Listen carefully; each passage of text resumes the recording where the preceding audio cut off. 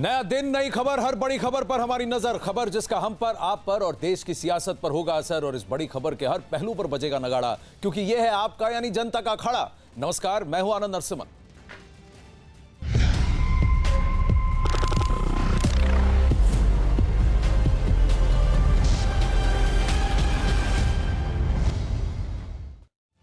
अखाड़ा में आज दिल्ली में हुए दंगों से जुड़े हर पहलू पर करेंगे बात। सबसे पहले आईबी कर्मचारी अंकित शर्मा हत्या केस में आम आदमी पार्टी से निलंबित पार्षद ताहिर हुसैन पर पुलिस का शिकंजा कसता जा रहा है। एसआईटी और फोरेंसिक की टीम ने ताहिर हुसैन के घर जाकर वहां से सबूत इकट्ठा किए। फोरेंसिक की टीम ने वहां पड़े जले हुए टुकड़े और पत्थरों तक के नमूने जमा किए। ताहिर के घर में बनी दुकानों के शटर उठाकर भी एसआईटी और फोरेंसिक के लोग अंदर गए और वहां से भी जांच के लिए नमूने इकट्ठा किए। इससे पहले अंकित के पिता ने ताहिर हुसैन के खिलाफ हत्या की एफआईआर दर्ज कराई थी। अब ये तस्वीरें देखिए जहां पुलिस का जमावड़ा है फोरेंसिक टीम के साथ। सबसे बड़ी बात यह है कि आज जब कम से कम 2 दिन बाद ये एसआईटी की टीम क्यों जागी है, क्योंकि कल पूरे दिन, आज 28 तारीख है, कल 27 तारीख को पूरे दिन वहां पर मीडिया का जमावड़ा था। लोग आ जा रहे थे उन घरों के अंदर, उस घर के अंदर, और सारी मंजिलों के अंदर, सारी चीजों के अंदर खुलेआम छूट दी गई थी पुलिस द्वारा। उस जगह को सिर्फ देर शाम तक को सील किया गया था। तो क्या फोरेंसिक की जांच में देरी नहीं हुई है? सबसे बड़ी बात। दूसरी बात, क्या पुलिस इस आरोप को सिद्ध करेगी या उसको निरस्त करेगी? जहां ताहिर हुसैन ने खुद न्यूज 18 से बात करते वक्त यही कहा कि मैंने डीसीपी वेद प्रकाश सूर्य ने मुझे वहां से निकाला था और पुलिस ने 24 तारीख को पूरी तरह से उस जगह की जांच की थी और उसको देखा था। तो फिर क्या पुलिस का बयान क्या है, और 24 तारीख की रात और 25 तारीख की दोपहर के बीच क्या हुआ और उसके बाद शाम को क्या हुआ, इस घटनाक्रम पर कौन बात करेगा? आनंद तिवारी जुड़ रहे हैं डिटेल्स के साथ। आनंद, बताइए, पुलिस और फोरेंसिक टीम 28 तारीख को पहुंची है। 24 तारीख को वहां के डीसीपी वेद प्रकाश सूर्य, ऐसा कहा गया है कि वहां पर पहुंचे थे, उनको निकाल कर लेके आए थे ताहिर हुसैन को, और उसके बाद रात को पुलिस भी वहां गई थी एक वरिष्ठ अधिकारी के निरीक्षण में। तो बताइए कि 3-4 दिन तक पुलिस ने उस जगह को क्यों खुला छोड़ रखा था?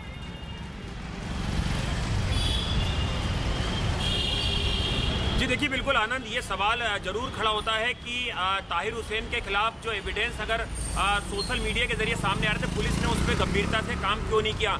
लेकिन ताहिर हुसैन की अपनी अलग दलील थी। उसका कहना था कि उसने 5 से 7 बार पीसीआर कॉल किया है, और उसके बाद जो आम आदमी पार्टी के जो सांसद है संजय सिंह, उनसे कॉन्फ्रेंस पे जो डीसीपी वेद प्रकाश सूर्या है उनसे बात हुई ताहिर हुसैन की, और उन्होंने सुनिश्चित किया था कि हम वहाँ फोर्स भेज रहे हैं। जिसके बाद AK सिंगला है जो एडिशनल सीपी क्राइम है, वो वहाँ पर पहुँचते हैं और वो 7:30 बजे वहाँ से जो ताहिर हुसैन और उसके परिवार को बाहर निकालते हैं। लेकिन जो पुलिस का दावा है कि पहले से ही जो पत्थर हैं, जो पेट्रोल बम है, जो ज्वलनशील पदार्थ हैं, वो ताहिर हुसैन के प्रीमाइसेस में मौजूद थे।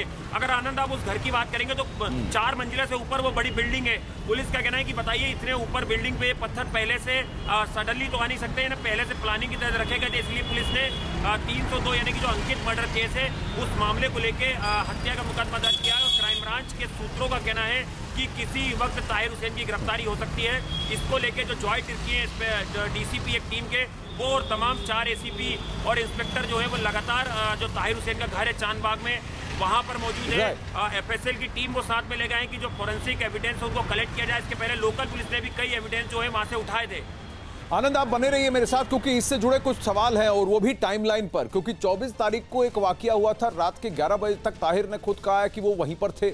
लेकिन अंकित के साथ जो हुआ है, उसकी जो निर्मम हत्या हुई है, ये 25 तारीख का वाकया है, जहां ताहिर हुसैन कहते हैं कि 25 को मैं वहां पर मौजूद ही नहीं था। आरोप यह है, जितने भी वहां पर आई विटनेसेस हैं और जो अंकित का परिवार है, सबने आरोप यही लगाया है कि ताहिर हुसैन के कहने पर ताहिर हुसैन के आदमियों ने अंकित शर्मा को अगवा किया और उसकी निर्मम हत्या की।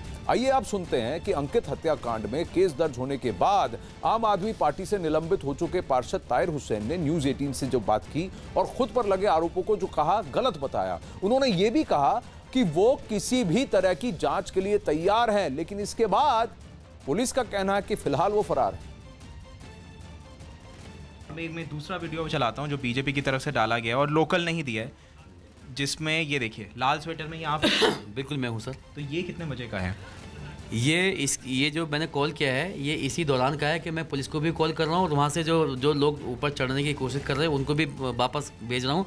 और सबसे बड़ा डर मुझे इस बात का है कि मेरे पीछे परिवार की तरफ कोई ना जाए और उधर हमारे हिंदू समाज के भी लोग रहते हैं, उनके भी घर हैं, वहाँ कोई ना चले। तो मैं यहाँ से डंडा मेरे हाथ में है, कोई इस तरफ ना है, उनको रोक रहा हूँ। और आप इसमें देखेंगे वीडियो में कि कुछ लोग नीचे हुए जाते हुए दिख रहे हैं, जो उनको मैंने वहाँ ज़बरदस्ती उनको भगाया, वहाँ से धक्का भी दिया, मारतोड़ उनके साथ में की है। इसी बिल्डिंग पे आज जब हमने देखा तो वहाँ पे कोल्ड ड्रिंक की बॉटल्स में पेट्रोल वगैरह बम की तरह वो लग रहे थे, वो कहाँ से आए? देखिए 24 तारीख को ये लगभग 6 मरतबा मैंने 100 नंबर पे कॉल की थी और इसी बीच में आपको एक चीज़ बता दूं, जब कोई सुनवाई नहीं हो रही थी तो मैंने 4:30 बजे के आसपास जो हमारे राज्यसभा सांसद हैं संजय सिंह जी, उनको मजबूर होकर फ़ोन किया। उनको मैंने बताया कि सर यहाँ ऐसे ऐसे हालात हो गए हैं और यहाँ बाहर रोड पे सब में धुआं हो रहा है, सब आग लग चुकी है, सिर्फ मैं, मेरा परिवार पीछे है और मेरे मकान की दरवाज़ा तोड़ के भी लोगों ने छत पे ऊपर कब्जा कर लिया है। कुछ भी करके कमिश्नर साहब से बात करें, यहाँ जल्दी से फोर्स भिजवाएं वरना हम लोग यहाँ ख़त्म हो जाएंगे, क्योंकि मेरा जो नीचे कारखाना है वो लकड़ी का। तो उन्होंने जो है मुझे कहा कि ठीक है मैं अभी बात करता हूँ, आप परेशान ना हो, अपने जो है फैमिली का ध्यान रखो। उन्होंने मिस्टर सूर्य हैं डीसीपी साहब, उनको फ़ोन किया, उनसे बात की, उन्होंने मुझे बताया कि मैंने बात की है और उनका नंबर मुझे SMS किया। उस नंबर पे मैंने कॉल किया, वो कॉल कनेक्ट नहीं हुआ। फिर उनका फ़ोन आया, भाई क्या रहा, कोई फोर्स आई, कैसे हालात है? मैंने कहा सर अभी यहाँ कोई फोर्स नहीं आई है और अभी बहुत स्थिति ख़राब है, आप कुछ भी करो, कैसे भी करो। फिर उन्होंने कॉन्फ्रेंस में लेके मेरी मिस्टर सूर्या जो DCP साहब थे उनसे बात कराई, मैंने कॉन्फ्रेंस में बात की, उनको सारे हालात बताए। उसके बाद उन्होंने मुझे आश्वासन दिया कि हम जल्द से जल्द वहाँ इस चीज़ को कंट्रोल कर लेंगे। फिर 7:30 बजे यहाँ फोर्स आई। 24 तारीख शाम को 7:30 बजे, 24 तारीख दिन मंडे सोमवार को। फिर ये 25 तारीख को फिर भी ऊपर से कैसे? मैं आपको बता रहा हूँ सर, 24 तारीख शाम को 7:30 बजे फोर्स पहुंची और मुझे नीचे से फ़ोन करके बताया कि अब फोर्स आ चुकी है, आप लोग परेशान हो, नीचे आ जाएं। फिर भी आधा घंटा मैं जो है शांति के साथ वहाँ देखता रहा कि भाई कोई ऐसा ना हो कि मतलब मुझे धोखे से कोई बुला ले। तो मैं जब नीचे उतरा 8 बजे के आसपास तो वहाँ पुलिस फोर्स अच्छी खासी थी और वहाँ पे जो लोग थे वो शोर शराबा मचा रहे थे, नारेबाजी कर रहे थे। वो हालात देखते मुझे ऐसा महसूस हुआ कि यहाँ के हालात अभी ठीक नहीं है, मुझे यहाँ से अपनी फैमिली को निकाल देना चाहिए। अगले दिन सुबह को जब 25 तारीख को दिन निकला, 8:30 बजे के आसपास मैं वहाँ गया नहाने के लिए, धोने के लिए, कि मैं अपने घर में जा रहा हूँ सुबह 8:30 बजे।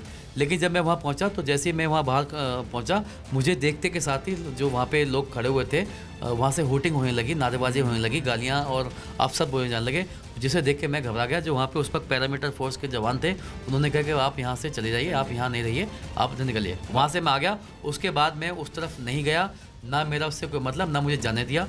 अब उसके बाद जो ये वीडियो चली है जिसमें आप सब चीज़ दिखा रहे हो, ये कहाँ से हुआ, कैसे हुआ, इसके बारे में मुझे कोई जानकारी नहीं है, क्योंकि मैं वहाँ मौजूद नहीं था। अंकित के परिवार ने क्या कहा है वो आपने सुना है। उनका सीधा आरोप है कि आपने और आपके लोगों ने उनके अंकित को घसीटा, घर ले जाया गया और उनकी हत्या करी। ये परिवार का आरोप है, इस पे आप क्या कहना चाहेंगे? देखिए, अंकित का परिवार इस वक्त बहुत दुख की घड़ी से गुजर रहा है। वो इस तरह का आरोप लगा रहे हैं, मैं समझता हूँ कि ये मेरे लिए झूठा आरोप है, ये मेरे पे इल्ज़ाम है, जब मैं वहाँ मौजूद ही नहीं था और मेरा इस घटना से कोई लेना देना नहीं है। अंकित की मौत हुई है, उसकी डेड बॉडी नाले में मिली है, उससे मैं भी बहुत दुखी हूँ और मैं प्रार्थना करता हूँ कि इंशाअल्लाह ताला उसको न्याय मिलेगा और दिल्ली पुलिस को इस जांच के लिए जो भी सहयोग मुझसे चाहिए मैं पूरी तरह से सहयोग करूंगा और मैं चाहता हूं अंकित के परिवार को न्याय मिले। केस रजिस्टर हो गया और अगला स्टेप जो लग रहा है वो होगा अरेस्टिंग। अगर ऐसा मौका आता है तो क्या आप उसके लिए भी तैयार हैं? देखिए, अभी तो मुझे सिर्फ आपके माध्यम से ये बात जानकारी मिल रही है, क्योंकि अंकित की जानकारी भी मुझे मीडिया के माध्यम से मिली, क्योंकि मीडिया में और सोशल मीडिया में मेरे खिलाफ इतना दुष्प्रचार फैला दिया गया है, इतना माहौल ख़राब कर दिया गया है कि मुझे अपनी जान का बेहद खतरा है। अरेस्ट और मैं पूरी तरह से सहयोग करूँगा, पूरी तरह से सहयोग करने के लिए तैयार हूँ, पूरी तरह से सहयोग दूँगा। इसके लिए मैं अपने भी कानूनी जो लीगल एडवाइज हैं उनसे भी बात करूँगा।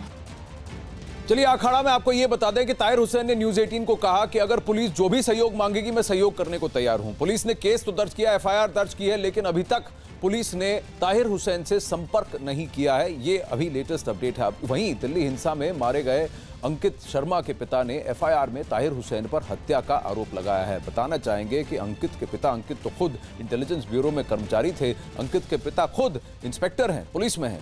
अंकित के परिवार की तरफ से पुलिस को दी गई FIR में उन्होंने लिखा कि 25 फरवरी की शाम उनका बेटा घर से बाहर गया लेकिन वापस नहीं लौटा, जिसके बाद 26 फरवरी को उन्होंने गुमशुदगी की रिपोर्ट दर्ज करवाई।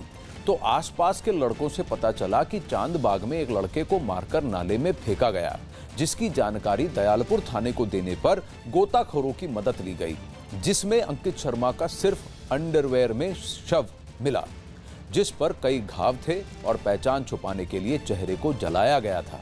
ताहिर हुसैन और उसके साथियों पर हत्या कर शव को नाले में फेंकने का आरोप अंकित के पूरे परिवार ने लगाया है और कई सारे चश्मदीद हैं जिनका कहना है कि ताहिर हुसैन के घर से ही उसके लोग आए और उन्होंने अंकित को अगवा किया। ऐसा चश्मदीदों की गवाही भी सामने आई है, लेकिन ताहिर हुसैन कहते हैं कि 25 तारीख को वो तो वहां थे ही नहीं, उनके घर पर कब्जा कर लिया था दंगाइयों ने। अब एक बार फिर बता दें कि आखिर अंकित के परिवार वालों ने ताहिर हुसैन पर क्या क्या आरोप लगाए और ताहिर ने उन आरोपों का क्या जवाब दिया। अंकित के परिवार वालों ने कहा कि मंगलवार को आप पार्षद के लोगों ने अंकित को अगवा किया, पुलिस ने सोमवार को मुझे दंगाइयों से बचाया, मैं तो मंगलवार को वहां पर था ही नहीं, ऐसा कहते हैं ताहिर हुसैन। अब ताहिर हुसैन के लोगों ने अंकित की हत्या की, ये आरोप है, आरोप गलत है, मैं तो उस इलाके में था ही नहीं, ऐसा कहते हैं ताहिर हुसैन। अब अंकित शर्मा मर्डर केस और आम आदमी पार्टी के पार्षद ताहिर पर उठ रहे सवालों पर बात करने के लिए हमारे साथ आनंद तिवारी तो मौजूद है ही, साथ ही अनुराग ढांडा भी हमारे साथ ताज़ा हालात के पर बात करेंगे। और दिल्ली के शिव विहार के इलाके में है अनुराग ढांडा, हमारे संवाददाता दीपक रावत मौजूद हैं मौजपुर इलाके में और आपको यहाँ के हालात से रूबरू करवाएंगे। हमारे साथ प्रियंका कांडपाल हैं दिल्ली के शहादरा इलाके से, प्रियंका दिखाएंगी अमन और की आशा, वो लोग जो पीड़ितों के मददगार बने हुए हैं। इसके अलावा न्यूज़ रूम से हमारे साथ अमिताभ सिन्हा मौजूद हैं। मैं ज़रा सबसे पहले आनंद तिवारी के पास वापस जाना चाहूँगा, आनंद तिवारी पर जाना चाहूँगा, लेकिन उससे पहले उत्तर पूर्व दिल्ली में जब ये हिंसा शुरू हुई तब एक वीडियो मीडिया में खूब वायरल हुआ था।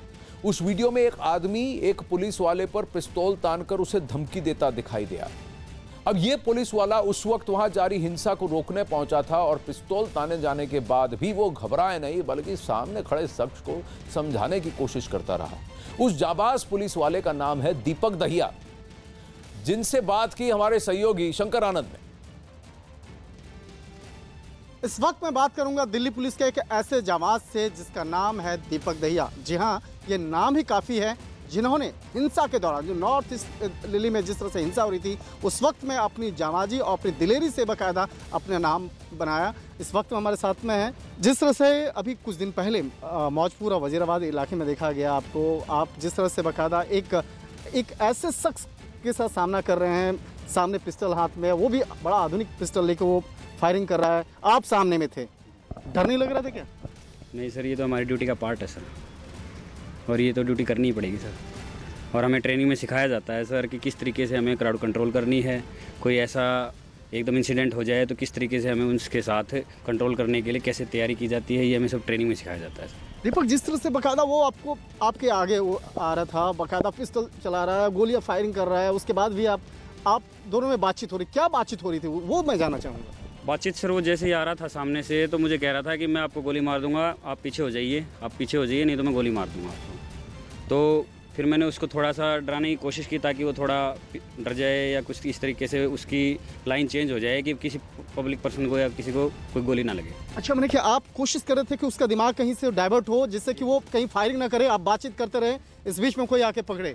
हाँ, ताकि सर सारा फायरिंग जो हमारी इसकी रेंज होती है सर, उससे बाहर चले जाएँ, किसी को गोली ना लगे, कोई कैजुअलिटी ज़्यादा ना हो। अच्छा, उस वक्त में बाकायदा जिस तरह से उस युवक जो है आपके ऊपर में फायरिंग भी करता और बाकायदा आप कह भी रहे हैं कि उस वक्त में कि रुक जाओ, तो और क्या बातचीत में किस तरह से बाकायदा सिचुएशन था? काफ़ी वहाँ पे लोग थे उस वक्त में, उसको समझना चाहेंगे। खासकर एक जो आपकी जो एक ट्रेनिंग होती है, हालांकि आपके ट्रेनिंग का हिस्सा होता है, आप खुद अभी भी ट्रेनिंग ले रहे हैं, तो किस तरह से बाकायदा आपका शारीरिक तौर पर मजबूत और मानसिक तौर पर मजबूती मिलती है? सर, ट्रेनिंग में हमें बार बार यही बताया जाता है कि अगर ऐसे उग्र भीड़ हो जाए तो किस तरीके से आपको बिल्कुल उनको कोई कैजुअलिटी नहीं होने देनी है। सबसे पहले आप उनके सामने रहेंगे, उनको बचाना है, कोई भी तरीका जैसे भी आप अपनाएं, प्रेजेंस ऑफ माइंड जैसी भी हो आपकी। इस जाबाज, इस दिलेर को सलाम। कई लोग सोच रहे थे कि दिल्ली पुलिस कैसी भीरू है, कोई आदमी आपके सामने बंदूक तान के खड़ा हो, ऐसे खड़े हैं। अब जब इसकी बात सुनते हैं तो आपको समझ में आता है कि देखिए, इतने खौफनाक वाक़े के सामने भी वो कहता है ये तो हमारी ड्यूटी है। और अगर ये पुलिस वाला इस बात को रखता है कि मेरे हाथ में डंडा था, मैं चाहता तो उस डंडे से ही उसको मैं सबक सिखा सकता था, पर मेरा काम था कि और जाने बच जाएं। मेरा ये काम था कि मैं उसको कहीं ना कहीं उसको समझा दूं, उसको डरा दूं, उसके मानसिक स्तर को मैं हिला दूं। और मैंने वही किया, उसके सामने कहा हिम्मत है तो गोली मार मुझे, हिम्मत है तो मार मुझे। और वहीं पर वो डर गया और भाग गया। मेरी ये उम्मीद थी कि कोई पीछे से आएगा और उसको दबोच लेगा, पर वो उस वक्त भाग गया। शाहरुख फिलहाल फरार है, पुलिस उसकी तलाश कर रही है, देखते हैं उस पर क्या अपडेट आता है। वैसे अगर आपको बताएं कि आज अभी मौजूदा स्थिति क्या है दिल्ली में, और खासकर उन इलाकों में जहां पर ये दंगे हुए थे, गृह मंत्रालय के मुताबिक दिल्ली में अब हालात काबू में हैं और पिछले 60 घंटों में किसी भी तरह की हिंसा से जुड़ी कोई खबर नहीं आई है। अब पुलिस ने आज भी बाबरपुर और मौजपुर में फ्लैग मार्च किया। इस बीच हिंसा फैलाने के आरोप में 514 लोगों को गिरफ्तार किया गया है, जिनसे पूछताछ की जा रही है। पुलिस के मुताबिक आगे की जांच में और भी लोगों को गिरफ्तार किया जा सकता है। इसके साथ ही हिंसा प्रभावित इलाकों में 7000 से ज्यादा अर्धसैनिक बल को तैनात किया गया है। इस बीच पुलिस ने लोगों से शांति बनाए रखने की अपील की है। जगह जगह पीस कमिटीज की मीटिंग हो रही है और आज क्योंकि जुम्मे की नमाज का वक्त है तो कई सारे मस्जिदों से ये भी आवाज दी जा रही है कि शांति बनाए रखें, माहौल खराब ना करें, संयम बनाए रखें और एकता का प्रदर्शन करें। आइए सुनते हैं additional CP law and order जो अभी फिलहाल तैनात हुए हैं, उनकी नियुक्ति हुई है, SN श्रीवास्तव क्या कहते हैं। पिछले 60 घंटों से किसी प्रकार की अप्रिय घटना नहीं हुई है। यद्यपि हमने आज जुम्मे के नमाज के लिए सभी प्रकार के इंतज़ाम किया हुआ है, लेकिन पिछले दिनों में जो हम एक्सटेंसिव आउटरीच प्रोग्राम किया था, शांति मार्च किया था, लोगों से जो इंटरेक्शन किया था, जो हमारे अफसरों ने बढ़ चढ़ कर के आगे जा कर के लोगों से बातचीत की है, उससे हमें यही मिला जो हम समझ पाते हैं कि सभी अमन चैन चाहते हैं और उन्होंने जो पुलिस ने अच्छे काम किए हैं उनको उसका सराहना भी किया। सबसे बड़ी बात यह है कि लोग जो स्थानीय हैं वो चाहते हैं कि अमन और शांति वापस आ जाए। उन्होंने अपनी तरफ से सबको समझाया है। लोगों ने ये भी कहा है कि दुकानें खोल दी जाएं, बसें जाएं, लोग एकदम जैसे कि आम तौर पे माहौल होता है वैसा ही माहौल बनाए रखें ताकि शांति का माहौल जल्दी आ सके। अनुराग ढांडा, आप कहाँ पर हैं, बताइए शिव विहार दिल्ली में क्या हाल है, क्या सीन है, क्योंकि वहाँ पर भी बहुत लोग हैं जिन्होंने आपसी इन दंगों के वक्त एक दूसरे की मदद की। कई सारे मुस्लिम परिवार हैं जिनको हिंदुओं ने संरक्षण दिया था, कई सारे हिंदू परिवार हैं जिनको मुसलमानों ने संरक्षण दिया था, क्योंकि स्थानीय लोग थे। उन्होंने कहा था देखिए इन दंगों में हमारे किसी प्रिय का, हमारे किसी जान पहचान का, पास पड़ोसी का कोई नुकसान नहीं होना चाहिए। ऐसे भी कई सारे किस्से निकल कर आ रहे हैं।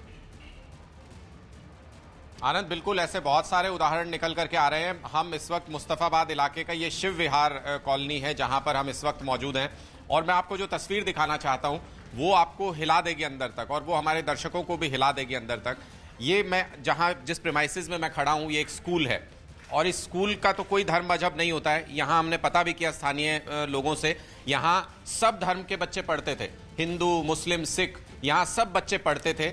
और यहाँ पर दंगाइयों ने क्या हालत की है वो तस्वीर जरा आप यहाँ पर देखिए। इस पूरे स्कूल को आग लगा दी गई है, बर्बाद कर दिया गया है। और ये ऐसा अकेला स्कूल नहीं है, इसके बगल में दूसरा स्कूल भी है जिसको भी इसी तरीके से पूरी तरह से बर्बाद कर दिया गया है, जला दिया गया है। स्थानीय लोग जो यहाँ के हैं उनमें जबरदस्त इस बात को लेकर के गुस्सा है, आक्रोश है और वो वापस अपनी जिंदगी में वापस लौटना चाहते हैं। मैंने सुबह से आज जो एक बात देखी है इस इलाके को कवर करते हुए, वो सिर्फ ये चीज कि लोगों में ये ज़ील है कि हमको वापस अपनी जिंदगी वापस चाहिए, हमको वापस नॉर्मलसी चाहिए। और जब आज जैसे ही उनको ये कॉन्फिडेंस आया, पुलिस जैसे ही फ्लैग मार्च कर रही है, यहाँ पर बड़ी तादाद में पुलिस बल मौजूद है, जैसे ही लोगों को ये कॉन्फिडेंस आया कि वो सिक्योर हैं, वो सब निकल पड़े हैं। गलियों में सफाई हो रही है, अपने घरों को लोग वापस लौट रहे हैं, अपने कामकाज पर वापस लौट रहे हैं। और इन स्कूलों को लेकर के जो आसपास 2 स्कूल है, मैं आपको इधर से भी अगर आपको दिखाऊं तो ये पूरी तस्वीर आप देखिएगा, थोड़ा सा समझने की भी कोशिश कीजिए कि क्या मानसिकता रही होगी उन दंगाइयों की या उस भीड़ की जिसने ये हरकत की होगी। ये साफ सफाई का काम यहाँ पर चल रहा है पूरा। मैं आनंद आपको दिखाऊं, सारी एजेंसी जबरदस्त तरीके से जुटी हुई है, जिसमें एमसीडी के भी यहाँ देखिए पूरे जोर शोर से एमसीडी के ट्रैक्टर्स, ट्रक्स लगे हुए हैं जो साफ सफाई कर रहे हैं पूरे इलाके में। और कोशिश ये हो रही है कि जो जनजीवन है वो सामान्य हो जाए। मैं 1 सेकंड का और जरा वक्त आपका चंद सेकंड का लूंगा और आपको ये तस्वीर भी मैं आपको दिखाऊं कि ये देखिए, ये दूसरी बिल्डिंग है, यहाँ पर भी बच्चे पढ़ते थे और हर धर्म के बच्चे पढ़ते थे। लेकिन ये तस्वीरें देखकर आज ये सवाल लाजमी है, पुलिस अपनी जांच कर रही है, लेकिन ये सवाल लाजमी है कि क्या जिनके बच्चे यहाँ पर पढ़ते थे, जो लोग इस कॉलोनी में रहते थे, क्या वो इन स्कूलों को जला सकते हैं? क्या वो ऐसी हरकत कर सकते हैं? मुझे नहीं लगता कि जिनके बच्चे इन स्कूलों में भविष्य बना रहे थे वो ऐसा सोच भी सकते हैं। और इसी बात को लेकर के स्थानीय लोगों में गुस्सा है कि कैसी भीड़ थी, कौन लोग थे जिन्होंने स्कूलों तक को नहीं बख्शा, और इस पर जांच की उम्मीद कर रहे हैं लोग। जी, सबसे बड़ी बात है क्या इन स्कूलों में तब बच्चे थे कि नहीं, और दूसरी बात यह है कि अगर ये स्थानीय लोग नहीं थे तो ये कौन लोग थे और कहां से आए? क्योंकि कई जगहों पे, चाहे वो मौजपुर हो, चाहे आप जहां शिवपुरार हो, आप खजूरी खास कहें, चांद भजनपुरा में कई लोग का ये कहना है कि बाहर से लोग बहुत सारे थे, कई लोग बाहर से आए थे। बाहर से कौन लोग थे? स्थानीय लोग भी कुछ लोग इन्वॉल्व थे। ताहिर हुसैन का कहना है कि उसके घर के अंदर जो घुसे हैं, उसने कल मेरे से बात की थी, तब ताहिर हुसैन ने कहा कि भाई मेरे साथ जो आए थे वो तो वहीं मोहल्ले के लड़के थे, मोहल्ले के लोग थे, पर उन्होंने नाम लेने से मना कर दिया। तो अगर आप पहचानते हैं कि ये कौन थे तो उनकी शिनाख्त क्यों नहीं करते? उनको सामने कीजिए, उनको सबके सामने समक्ष प्रस्तुत कीजिए, क्योंकि इन्होंने जो किया है वो देश हित में काम नहीं किया, देश विरोध में काम किया है। इन्होंने जो किया है, दो समाजों को, लोगों को हानि पहुंचाई है। लगी चोट तो इंसान को है ना, मरा तो इंसान है ना। 40 से ज़्यादा अगर अब लोग मरे तो इंसान है। अब मैं आपसे ज़रा हट रहा हूँ अनुराग। दीपक रावत, आप मौजपुर में मौजूद हैं, आज बताइए वहाँ पर क्या स्थिति है, लोग क्या कह रहे हैं, स्थानीय लोग क्या वो ये स्पिरिट दिखा रहे हैं कि आप साथ में अमन शांति चाहते हैं, आगे बढ़ना चाहते हैं, आप इस तरह के दंगे नहीं चाहते हैं? देखिए आनंद, जिस जगह पर मैं मौजूद हूँ, सबसे पहले तो आपको बता दूं कि ये वो ताहिर हुसैन का घर है, जिस ताहिर हुसैन की बात चर्चा सबसे ज़्यादा हो रही है।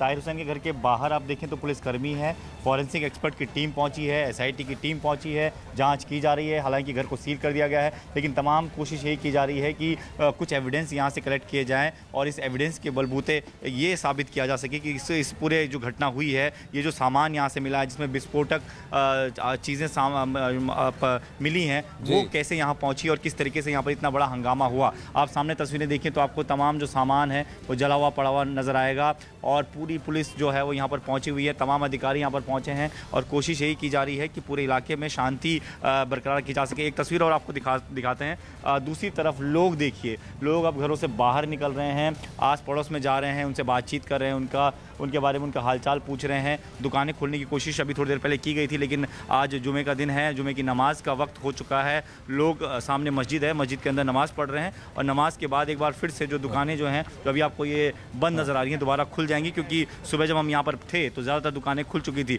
लोगों का ये कहना है कि कोशिश यही है कि 3 से 4 दिन तक जो दुकानें बंद रहीं उन्हें एक बार फिर से खोल दिया जाए। दीपक, एक चीज़ मैंने देखा, जो रेडी आपने दिखाई उसके घर के बाहर है, ताहिर हुसैन के घर के बाहर है, उसमें कल जब चंदन जजवाड़े ने हमको दिखाया और विजय के साथ हमको विजुअल्स दिखाया ऊपर से, तो उसमें ईंटें भरी हुई थी। आज वो जो रेडी है वो खाली है। वो जो साइकिल वाला रिक्शा जो वहाँ उसके घर के सामने, रिक्शा तो वहीं का वहीं है, लेकिन वो ईंटें उसके अंदर से हटा दी गई हैं। अब ये किसने हटाई हैं और फोरेंसिक जांच कार्यों ने कितना, पुलिस वालों ने कितना सामान और कितने केमिकल्स और कितने वहाँ से जो रॉकेट है और प्रोजेक्टाइल्स हैं और वहाँ पर जो कैटापल्ट्स थे, वो सब कितने उन्होंने वहाँ से बरामद किए हैं? क्योंकि कल पूरे दिन तो खुली छूट थी, मीडिया को जाने दिया जा रहा था, लोग ऊपर नीचे चल के जा रहे थे, तो फिर क्या एविडेंस बर्बाद नहीं हुआ है? क्या कलेक्ट किया है और क्यों 2-3 दिन से देर से आई? क्या आपने पुलिस से बात की वहाँ पर?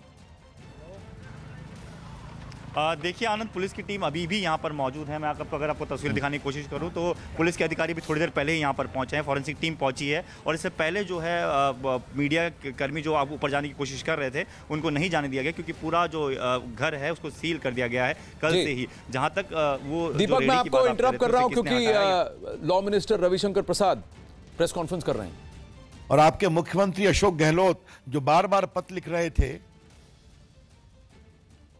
अडवाणी जी उस समय के प्रधानमंत्री, गृह मंत्री, और शिवराज पाटिल को, तो क्या ये गलत था? ये कौन सा राजधर्म है, ये हम जानना चाहते हैं।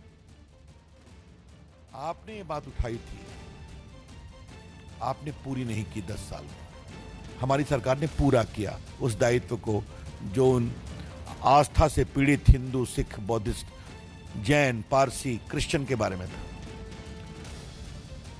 और सिर्फ आप यही नहीं करते हैं सोनिया जी, जरा आप अपनी टिप्पणियों को देखिए। रामलीला ग्राउंड में आपने क्या कहा था? अब इस पार और उस पार फैसला लेना है। सोनिया गांधी जी, मैं आपके वक्तव्य को याद दिला रहा हूं।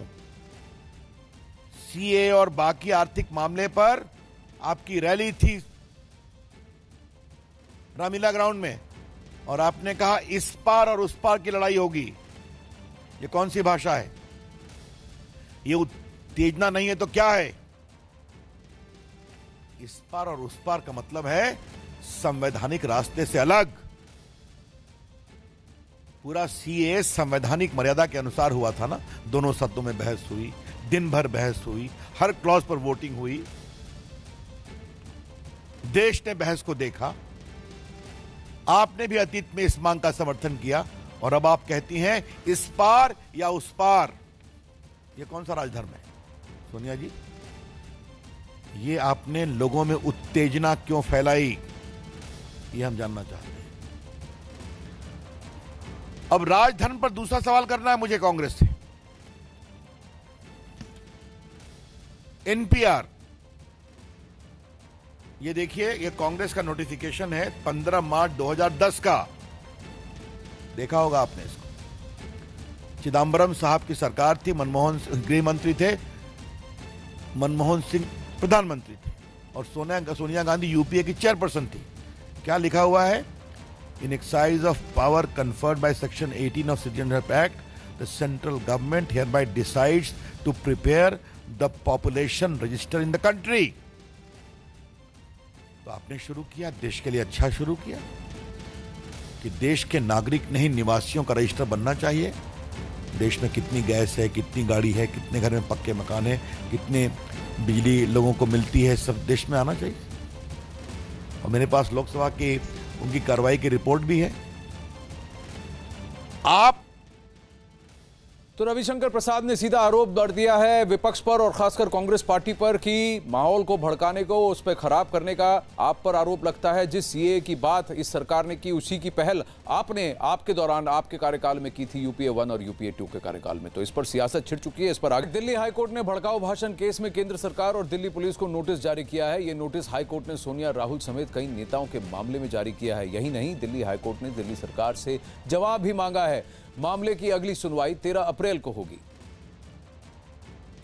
आइए अब सुनते हैं कि केंद्रीय मंत्री रविशंकर प्रसाद ने भड़काऊ भाषण का आरोप लगाते हुए सोनिया गांधी पर लोगों को भड़काने का आरोप लगाया। कल कांग्रेस पार्टी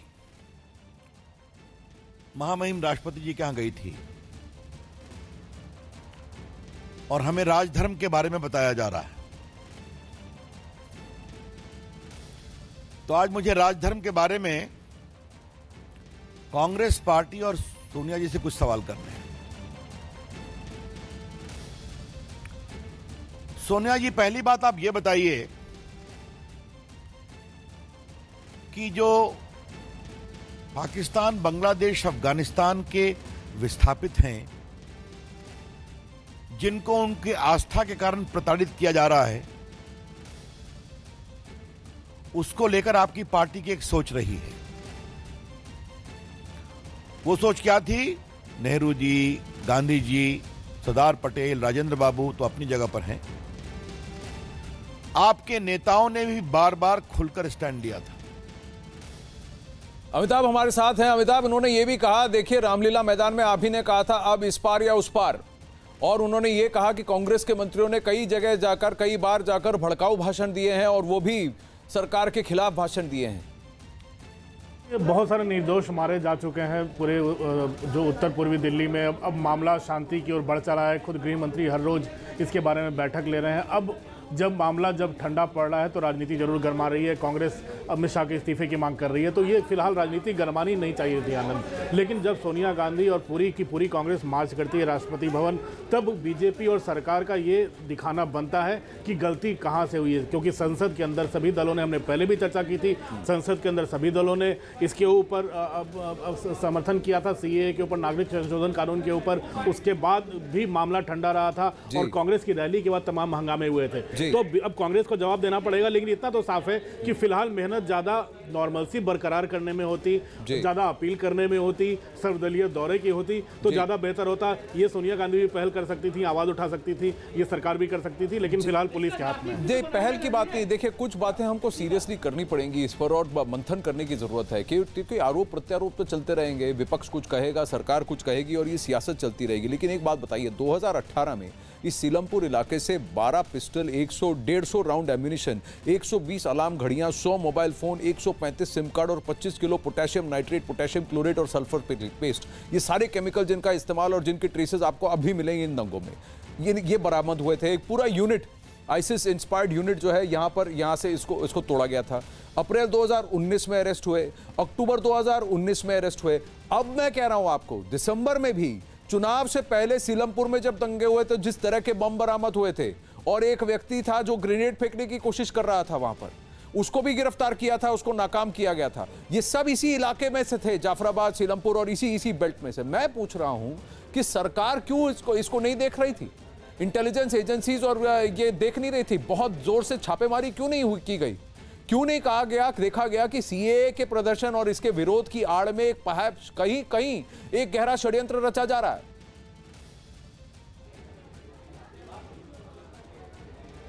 आनंद, देखिए दो चीजें साफ हैं। अगर कहना कि सरकार नहीं देख रही थी तो ये अतिशयोक्ति होगा, क्योंकि सरकार हो, चाहे लोकल पुलिस हो, चाहे स्थानीय इंटेलिजेंस हो, हर चीज पर नजर बनाए रखती है। हो सकता है कुछ मजबूरियां उस समय रही हो सकता है ट्रंप के दौरे रहे हो सकता है सिक्योरिटी इस मामले में थोड़ी कम धीरे धीरे होती जा रही हो। तो कई चीज़ें हैं जिसके बारे में जांच हो रही है। दो एसआईटी बना दी गई है पूरे मामले की जांच करने के लिए, और खुद गृह मंत्री अब जाकर अपील कर रहे हैं, एनएसए वहाँ के दौरे कर रहे हैं। तो अब बीती ताही बिसारी दे, कम से कम इतना तो सुनिश्चित किया जाए कि आने वाले दिनों में ऐसा न हो, क्योंकि अगर झगड़ा हुआ है, दंगा हुआ है, तो तैयारियां ताहिर हुसैन के छत पर भी थी और जो बाहर से है उनकी भी थी। तो जाहिर तौर पर तैयारियां, ऐसा नहीं है कि कोई पक्ष तैयार नहीं था इस हंगामे के लिए। तो ये पूरा जांच का विषय आनंद, ये भी देखना पड़ेगा पूरी एसआईटी। नहीं, सबसे बड़ी बात है, अनुराग ढांडा भी हमारे साथ है। अनुराग, अपनी बात बताइए। मैं अमिताभ से भी बात करूंगा इस पर विस्तार से, और फिर प्रियंका कांडपाल से फिर ग्राउंड सिचुएशन भी जानने की कोशिश करेंगे। वो एक और इलाके में मौजूद है जहां पर दंगे हुए थे। अनुराग, सबसे बड़ी बात यह है कि जिस सरकार ने यूएस के राष्ट्रपति को यहां बुलाया, जो सरकार भारत को विश्व गुरु बनाने की आगे चल के ख्वाब देख रही है, जो प्रधानमंत्री ये कह रहे हैं, जिन्होंने जैसे ही शपथ ग्रहण किया कि मैं सबका साथ, सबका विकास, सबका विश्वास चाहता हूं, अब वही लोग ये कह रहे हैं, अब उनके ऊपर ये आरोप लगा रहा है विपक्ष की आपने करवाया है। उस वक्त जब आप भारत की छवि को बड़ा करना चाहते हैं, जो सरकार की कर रही है वही सरकार इसको करेगी। विपक्ष को अपनी भूमिका, अपनी जिम्मेदारी भी तो निभानी है। कहां थे सारे एसडीएम? अगर आम आदमी पार्टी को पूछना चाहिए, उनके एसडीएम कहां थे? कांग्रेस के जितने पूर्व पार्षद हैं, पूर्व एमएलएज हैं, वो कहां पर थे? क्या उन्होंने नहीं भड़काऊ भाषण दिए? उन्होंने क्या किया? क्या कांग्रेस के पूर्व एमएलए का रोल सीलमपुर में हुए दंगों में उनका नहीं है नाम? जब एंटी सीएए के विरोध में जब प्रदर्शन हुए थे, वहां पर दंगे हुए थे, उनका नाम नहीं है उस पर? विपक्ष को अपनी भूमिका नहीं देखनी है? छवि किसकी खराब हुई? भारत की ना। देखिए आनंद, दिक्कत तो यही है कि छवि भारत की खराब होती है, लेकिन कोई भी पार्टी या पक्ष इस बात को समझने के लिए तैयार नहीं है कि वो कहीं अपना पक्ष थोड़ा सा कूल डाउन कर ले या अपने स्टैंड से पीछे हट जाए। कांग्रेस लगातार पहले दिन से ये कह रही है कि वो सीएए के जो प्रोटेस्ट हो रहे हैं जगह जगह पर, वो उनको उनका लीगल राइट बता रही है। उन प्रोटेस्ट को बार बार उनको ये बता रही है प्रोटेस्टर्स को कि हाँ आप रह सकते हैं, हम आपके साथ हैं इस प्रोटेस्ट में जगह जगह पर। तो उसको उकसावा करार दे रही है बीजेपी ये कह रही है कि इस तरीके से कांग्रेस उकसा रही है। आम आदमी पार्टी पर बीजेपी आरोप लगा रही है कि आम आदमी पार्टी के पार्षद का नाम आया है, इसका मतलब आम आदमी पार्टी खुद इन्वॉल्व है। दूसरी तरफ आम आदमी पार्टी कह रही है कि वो दिल्ली में चुनाव जीत चुके हैं, उनके पास कोई वजह नहीं थी इस तरीके का, इससे कोई गेन नहीं हो रहा है आम आदमी पार्टी को, तो वो क्यों इसमें शामिल होंगे। बीजेपी कह रही है राष्ट्रीय स्तर पर छवि क्यों खराब करेंगे अपनी। उनका अंतर्राष्ट्रीय दौरा है, प्रेसिडेंट ट्रंप आए हुए हैं यूएस से, मोदी जी के खास मेहमान हैं वो, और ऐसे मौके पर बीजेपी क्यों इंस्टिगेट करेगी। तो सब आरोप प्रत्यारोप चल रहा है, लेकिन इस बीच में एक थोड़ा सा वक्त इस बात के लिए जरूर देना होगा कि पुलिस इन्वेस्टिगेट करके सीधे तौर पर चेन ऑफ इवेंट्स को एस्टेब्लिश करे और ये बताए कि कौन था ये साजिशकर्ता, कौन लोग थे, उनको सामने रखे कानून के सामने, और तब ये तस्वीर साफ हो कि आखिर इस पूरे के पूरे गंदा खेल जो हुआ कुछ दिनों में उत्तर पूर्वी दिल्ली में, इसके पीछे आखिर था कौन। था कौन, क्योंकि एक षड्यंत्र है, ये तो साफ दिख रहा है। पिसे कौन, मरे कौन, लगी चोट किसको? स्थानीय लोगों को, लोकल को, गरीब को। अमिताभ हमारे साथ है। अमिताभ, एक बात बताइए, क्या ये नैरेटिव नहीं है अंतर्राष्ट्रीय स्तर पे वो लोग कौन है जो अब इसी को इस चीज को, इसको 84 के दंगों को 2002 से जोड़ने की कोशिश कर रहे हैं, अलग अलग दंगों से जोड़ने की कोशिश कर रहे हैं, इसको पोग्राम, जेनोसाइड, कई सारे नाम दिए जा रहे हैं। हुए दंगे हैं, पर इस नैरेटिव को, एजेंडा को खींचकर, इस सरकार को कम्युनल दिखाकर, यहां का माहौल खराब बताकर, उस पूरे नैरेटिव को कि जहां हम विश्वगुरु बनना चाहते हैं, जहां हम देश को आगे ले जाना चाहते हैं, जहां हम अमेरिका से आंख मिलाकर कहना चाहते हैं कि हमारी शर्तों पर आप हमारे साथ डील करेंगे, आपकी शर्तों पर नहीं, उस विकेट को वीक करने की बात की जा रही है, उस षड्यंत्र को रचने की बात की जा रही है। क्या यह सबको दिखता नहीं? ये दिख रहा है और सरकार को भी नजर आ रहा है। आपको याद होगा अगर शाहीन बाग हुआ है तो शाहीन बाग के पीछे कौन है, सरकार बार बार यही कह रही थी शाहीन बाग के पीछे कौन है, उन्हें पता है, तभी वो लीडरशिप की बात कर रही थी। शाहीन बाग में जो धरने में बैठा है वो सामने आए बात करे, उनका कोई नेता नहीं था, बातचीत इंटरलोक्यूटर बनाना पड़ा, वो भी सफल नहीं हुआ, 1 महीने के लिए पोस्टपोन कर दिया गया है। अब यहाँ पर दंगे हुए हैं। कौन सी सरकार चाहेगी कि दुनिया का सबसे शक्तिशाली व्यक्ति वहां पहुंचे, उसका राजकीय सम्मान हो रहा हो, उसका राजकीय पूरा देश उसका स्वागत कर रहा हो, उस समय राजधानी में दिल्ली, उसके हार्ट में, उसके दिल में एक दंगा हो जाए इस तरह का? कौन सी सरकार चाहेगी? मुझे नहीं लगता, कोई भी नहीं चाहेगा। और पिछले 2 दशकों में ऐसा नहीं हुआ है और इसको किया गया है और जानबूझ के माहौल खराब किया गया। अब कोई पक्षपात नहीं, जिन्होंने ये षड्यंत्र रचा है सबको सामने कीजिए और सबको ऐसी सजा दीजिए कि कोई आगे से हिम्मत नहीं करेगा कि भारत को ऐसी चोट पहुंचाई जाए। लेकिन मैं भारतवासियों को सलाम करना चाहूंगा कि वो अब चाहते हैं कि आगे चला जाए, अब ये माहौल और खराब ना हो। और स्थानीय लोगों की जिम्मेदारी है ये कि अब वो किसी को भी ये मौका ना दे कि वो माहौल खराब करें और फिर से दंगों को भड़काएं और फिर इनको भड़काएं। कोई भी आकर वहां भड़काऊ भाषण देता है उसको जूते मारकर निकालिए वहां से, जरूरत नहीं है ऐसे लोगों की हमको। प्रियंका खांडपाल के पास जाते हैं। प्रियंका, बताइए वहां के स्थानीय लोग क्या कह रहे हैं? चलिए लेंगे एक छोटा सा ब्रेक, अखाड़ा में एक ब्रेक लेना होगा इस वक्त। ब्रेक के बाद वापस लौटेंगे और जाएंगे ग्राउंड सिचुएशन देखेंगे। बने रहिए। सबसे पहले देश के बारे में सोचें, अमन और शांति बनाए रखें, यही मैसेज है स्थानीय लोगों का। आप एक दूसरे को, हर समुदाय के लोग आपस में जुड़कर मिलकर शांति बनाने की कोशिश कर रहे हैं और जहां जहां दंगे हुए वहां पर सामान्य स्थिति आ जाए जल्द से जल्द, इस पर कार्यरत हैं। आइए देखते हैं शाहदरा में कैसा माहौल है। प्रियंका खांडपाल हमारे साथ जुड़ रही हैं ग्राउंड से, अनुराग ढांडा भी हैं शिवपुर से और फिर अनंत तिवारी भी हैं। सबसे एक एक करके बात करेंगे। सबसे पहले प्रियंका बताइए शाहदरा में क्या हो रहा है? जब जीटीबी नगर में सीएम आया था,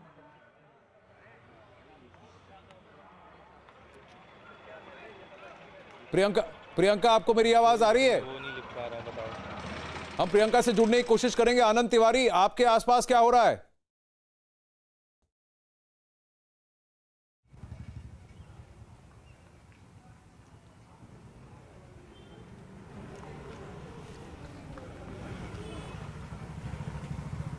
अपने इलाके में जो उन्हें टास्क दी गई वहां पर ड्रोन उड़ाएं और वहां पर देखें कि छतों पे कोई ऐसा सामान तो नहीं रखा है जो हिंसा फैला सकता है, ऐसे लोगों को सुनिश्चित किया जाए। और यहाँ पर आप देख सकते हैं जो ड्रोन एक्सपर्ट है वो यहाँ पर बाकायदा मॉनिटरिंग कर रहे हैं। मैं आपको दिखाना भी चाहूंगा, ये पूरा इलाका मेरे कैमरा से आपको दिखाएंगे कि जिस तरह से उनके पास ये आईफोन है, इसमें पूरा ये व्यू देख रहे हैं कि 1 किलोमीटर के दायरे में यहाँ पर ये ड्रोन उड़ रहा है। और ये देखिए, ये सीधी तस्वीरें हम आपको ड्रोन की दिखाते हैं आनंद। यहाँ पर बाबरपुर इलाके में ये ड्रोन यहाँ पर उड़ाया जा रहा है और एडिशनल डीसीपी हैं आरपी मीणा, उन्हें ये टास्क दिया गया है।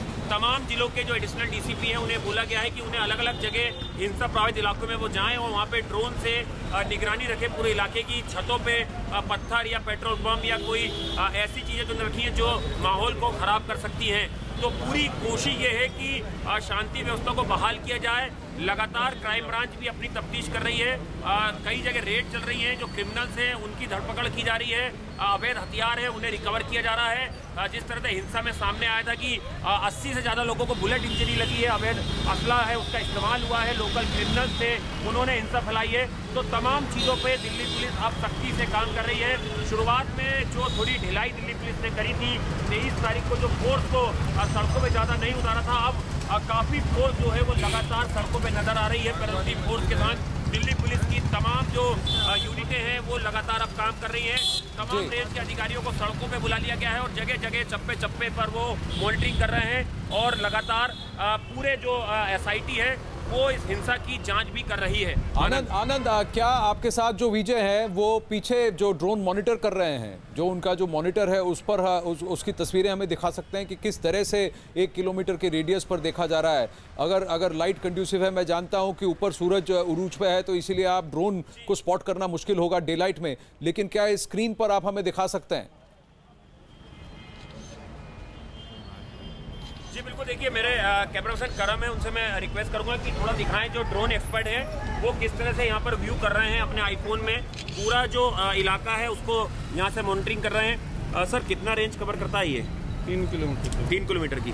तो सर पूरा जो छत है उसका पूरा व्यू आ जाता है सर, अगर देखना है कोई कुछ रखा हो तो ये देखिए, ये आनंद, ये उनका पूरा सिस्टम है और इस पे यहाँ पर बाकायदा ये देखिए, ये जो स्क्रीन है इस पे पूरा ये ड्रोन से मॉनिटरिंग की जा रही है। इसमें मैप भी है, पूरा मैप है, उसके जरिए स्क्रीन की ब्राइटनेस कम है तो इस इलाके में सीलमपुर टी पॉइंट और बाबरपुर का जी, स्क्रीन की ब्राइटनेस कम है इसीलिए दिख कम रहा है। कौन कौन से, जरा बताइए, आप कह रहे थे सीलमपुर, बाबरपुर, कौन कौन से एरियाज को मॉनिटर कर रहा है ये ड्रोन, बताइए।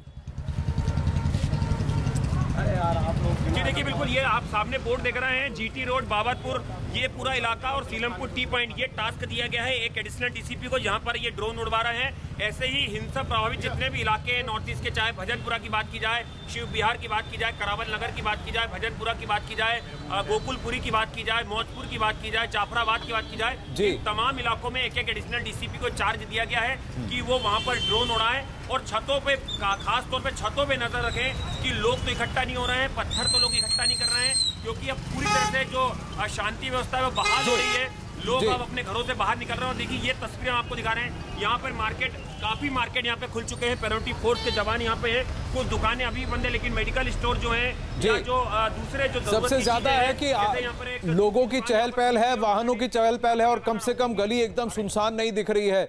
आनंद, मैं आपसे हट रहा हूँ, प्रियंका खानपाल हमारे साथ जुड़ रही है। प्रियंका, बताइए शाहदरा में क्या परिस्थितियां हैं? पीछे आपके दुकानें खुली हैं, लोग आपस में क्या कह रहे हैं, क्या वो सामान्यता चाहते हैं?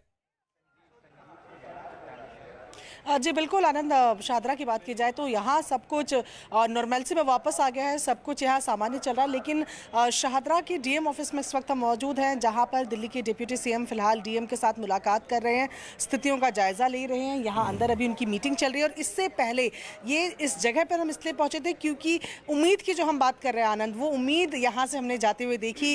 जो गुरुद्वारा प्रबंधक कमेटी के लोग हैं वो तमाम हिंसाग्रस्त इलाकों में 2 वक्त का खाना भेज रहे हैं, लंगर उन्होंने ऑर्गेनाइज किया हुआ है। तो यहीं से एसडीएम को लेकर साथ में वो तमाम हिंसाग्रस्त इलाकों में जा रहे हैं। जो लोग जो दुकानें नहीं खोल पाए हैं या जहां जिनके घर पे खाने के लिए कुछ नहीं है, तमाम लोगों के पास वो लंगर की व्यवस्थाएं पहुंचा रहे हैं, एम्बुलेंसेस लेकर जा रहे हैं।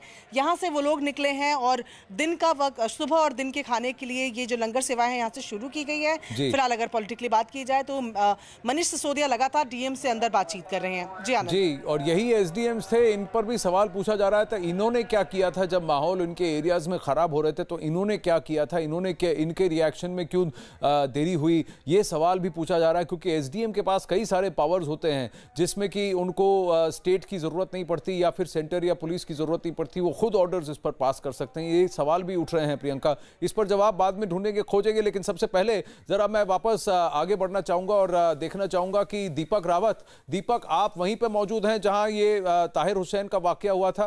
ताहिर हुसैन का घर आपके पीछे है, आप मुझे बताइए कि वहां पर क्या क्या जांच हुई है। आपने जब स्थानीय लोगों से बात किया तो उन्होंने किसकी ओर इशारा किया? देखिए आनंद, अभी भी हम उसी घर के पास मौजूद हैं। ताहिर हुसैन का ये घर है, आप तो सामने देखिए, उनके नाम का बोर्ड भी लगा हुआ है, ताहिर हुसैन। और ताहिर हुसैन के घर के ऊपर अगर आप तस्वीरें देखें तो आपको बाहर बालकनी जो बनी हुई है वहाँ पर आप देखेंगे तो फॉरेंसिक की टीम अभी भी वहाँ पर आपको जायज़ा लेती हुई नज़र आएगी। और पूरी की पूरी टीम पिछले 1 घंटे से यहाँ पर मौजूद है, चप्पे चप्पे को छाना जा रहा है। अधिकारी यहाँ पर मौजूद हैं, दिल्ली पुलिस के कई अधिकारी यहाँ पर पहुँचे हैं। इसके साथ साथ ड्रोन कैमरे जो आनंद दिखा रहे थे, वो ड्रोन कैमरे इस जगह पर भी, इस इलाके में भी नज़र आ रहे हैं। और कोशिश यही की जा रही है कि जो पूरी तस्वीर है उसको साफ़ किया जा सके कि आखिर हुआ। छोटे मोहल्ले दे दिए हैं ताकि वो मोहल्ले वाइज पूरा नज़र रख सकें। 4 नाइट मजिस्ट्रेट रात को पूरा दौरा कर रहे हैं, स्ट्रीट लाइट कहाँ काम नहीं कर रही, कहाँ टेंशन है, कहाँ पुलिस का वो कम है, वो सब भी पूरे अपने सेक्टर में घूमते रहेंगे। ये सब लोग भी अपने फील्ड में भी घूमेंगे।